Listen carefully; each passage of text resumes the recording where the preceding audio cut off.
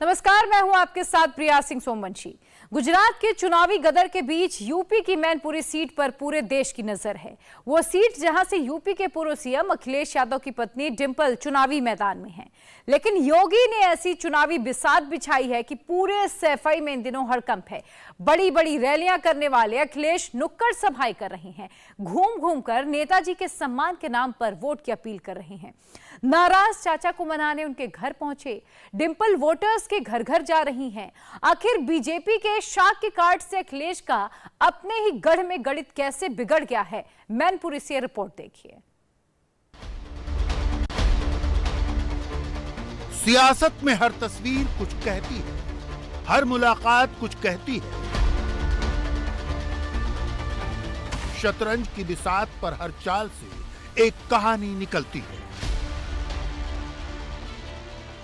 Organic farming करेंगे तो सिर्फ आपकी ही सेहत ही नहीं बल्कि आपके पैसों की सेहत भी अच्छी रहेगी।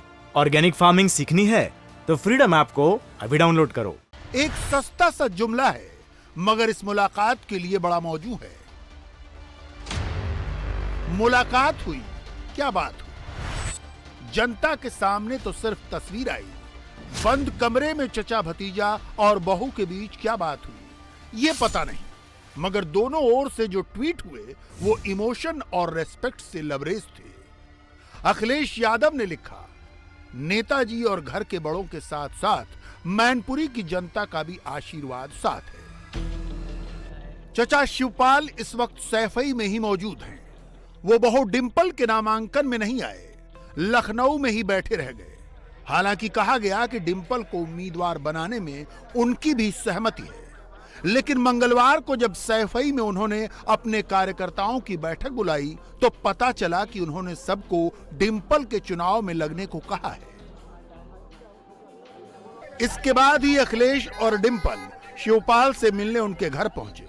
मुलाकात के दौरान शिवपाल के बेटे आदित्य यादव भी मौजूद थे। विधानसभा चुनाव में अखिलेश ने इन्हीं आदित्य को शिवपाल की सीट जसवंत नगर से टिकट देने से इनकार कर दिया था।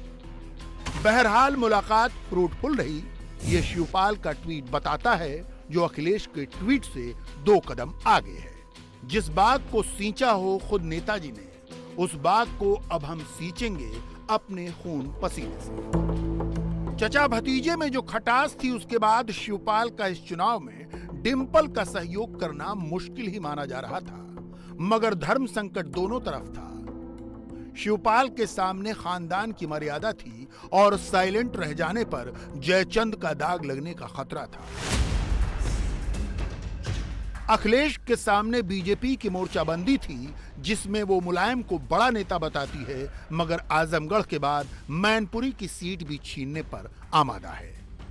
पहला चुनाव होने जा रहा है जहां पर नेताजी हमारे बीच में नहीं, इसलिए सबसे महत्वपूर्ण चुनाव होने जा रहा है।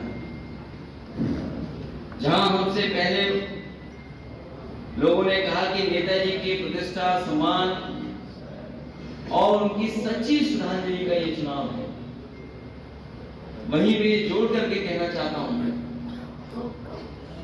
कि पूरा देश देख रहा है कि आखिरकार मैनपुरी की जनता कितने वोटों से जिताने जा रही है। एक तरफ समाजवादी पार्टी है, जिसके लिए मैनपुरी लोकसभा उपचुनाव सिर्फ नाक का नहीं, साख का भी सवाल है। मैनपुरी की सीट का परिवार से नाता है, इमोशनल रिश्ता है और मुलायम सिंह यादव की विरासत का वास्ता है। समाजवादी पार्टी के मौजूदा मुखिया अखिलेश यादव पर इस सब को बचाने की जिम्मेदारी है। दूसरी तरफ बीजेपी है, जो सियासी शिष्टाचार के नाम पर मुलायम सिंह यादव की बहू डिंपल यादव को वॉकओवर देने को तैयार नहीं है। सबसे पहले बीजेपी ने समाजवादी पार्टी के पुराने चावल और शिवपाल यादव के करीबी रघुराज सिंह शाक्य को टिकट दिया और अब जातीय समीकरण को देखते हुए 6 मंत्रियों को चुनाव के मैनेजमेंट में उतार दिया है। अब हर मंत्री अपनी अपनी जाति के वोट मैनेज करने में जुट गया है। अगर आप बीजेपी का सामुदायिक समीकरण देखें तो बीजेपी ने यादवों और मुसलमानों को छोड़कर हर जाति को जोड़ने का प्लान बनाया है।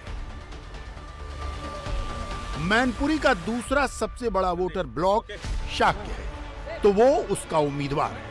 अब जो 6 मंत्री मैनपुरी के इंचार्ज बनाए गए हैं, उन्हें देखिए उनकी जाति देखिए, जाति का आंकड़ा देखिए। मैनपुरी से विधायक ठाकुर जयवीर सिंह, जिनके वोट हैं 2.5 लाख। असीम अरुण दलित समुदाय से आते हैं, जिनके 1.5 लाख वोट हैं।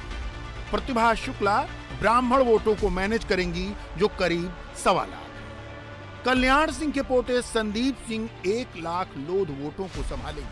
अजीत पाल गड़रिया समुदाय से आते हैं, करीब 1 लाख वोट उनके भी हैं। राकेश सचान कुर्मी समुदाय से आते हैं और उनके जिम्मे भी इतने ही वोट हैं। अब इस मोर्चेबंदी का मुकाबला करना है तो परिवार का इंटैक्ट रहना मजबूरी है। मुलायम सिंह यादव के स्वर्गवास के बाद शिवपाल की समझ में भी आ गया है कि अब सैफई परिवार की सियासी कमान अखिलेश के ही हाथ में है। वही समाजवादी परिवार के सबसे बड़े ब्रांड एम्बेसडर हैं।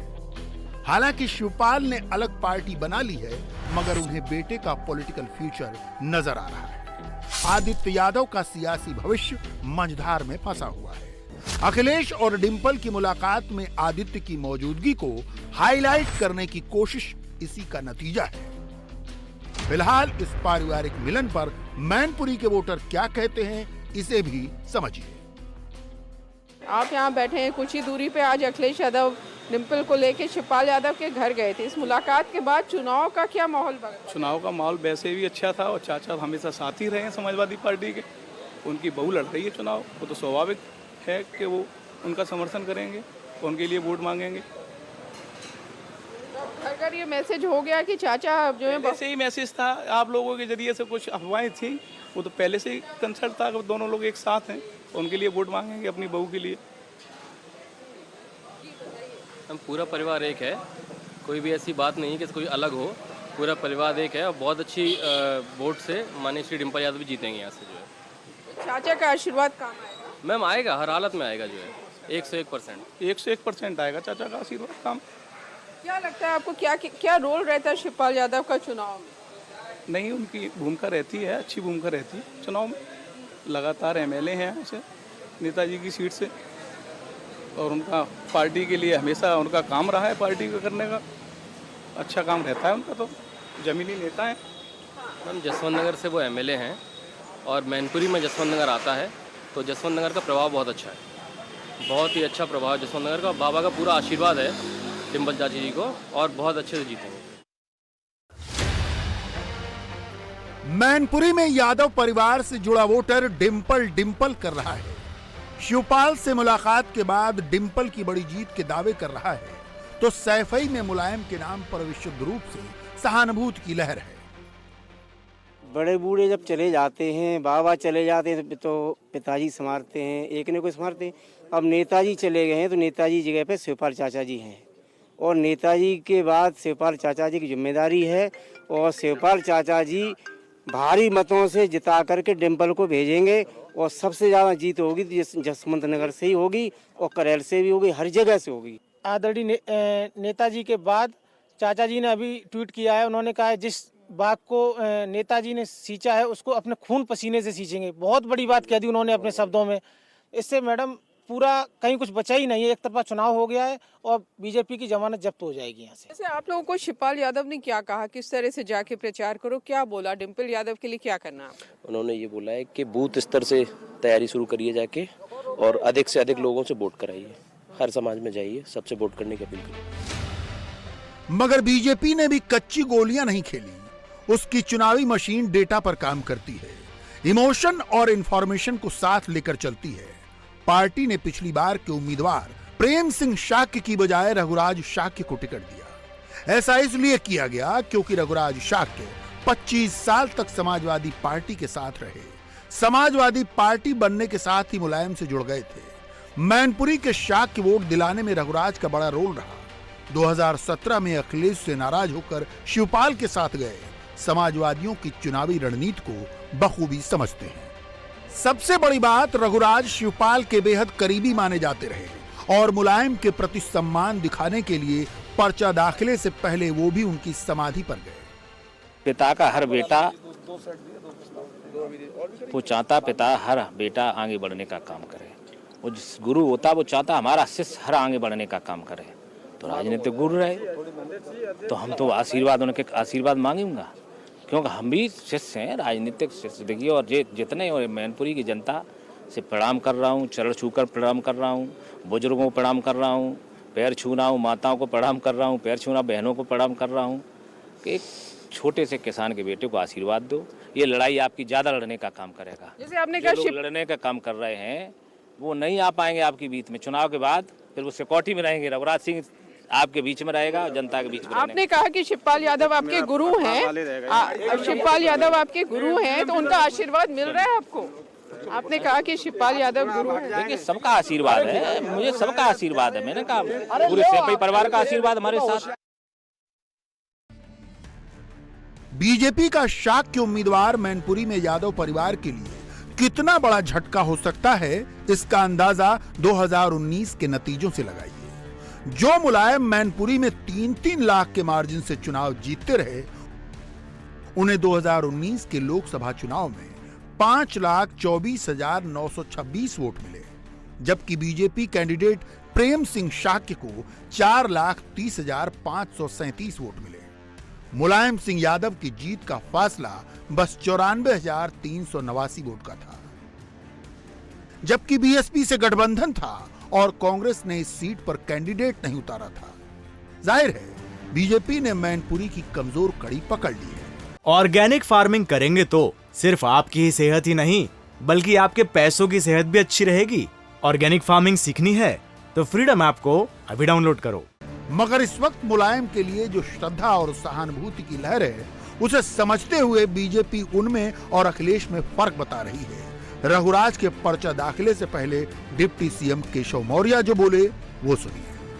मुलायम सिंह जी के प्रति सबका सम्मान का भाव रहता था और उस सीट में हमारे बड़े नेता प्रचार के लिए भी नहीं जाते थे, लेकिन श्री रघुराज सिंह शाक्य जी को भारतीय जनता पार्टी ने उपचुनाव में अपना प्रत्याशी बनाया। उनके समर्थन में वहाँ की जनता भी है। हमारा जो प्रदेश का संपूर्ण नेतृत्व है वह भी वहाँ प्रचार करने के लिए जाएगा और 8 दिसंबर को जब वोटों की गिनती होगी तो आप भरोसा रखिए कि वहाँ का जो पूरा समीकरण है, वहाँ जो मतदाताओं का मूड है, वहाँ के लोगों का जो भाव है, उससे स्पष्ट पता चलता है कि मैनपुरी लोकसभा में इस बार कमल खिली। बहरहाल मैनपुरी की लड़ाई इतनी आसान नहीं है। सहानुभूति की लहर सियासी समीकरण को कड़ी टक्कर दे रही है। अब देखना है कि इस उपचुनाव में मैनपुरी का वोटर क्या मैजिक करता है। इंडिया टीवी हर वक्त हर जगह डाउनलोड करने के लिए सर्च करें India TV news Google play store या ऐप स्टोर पर।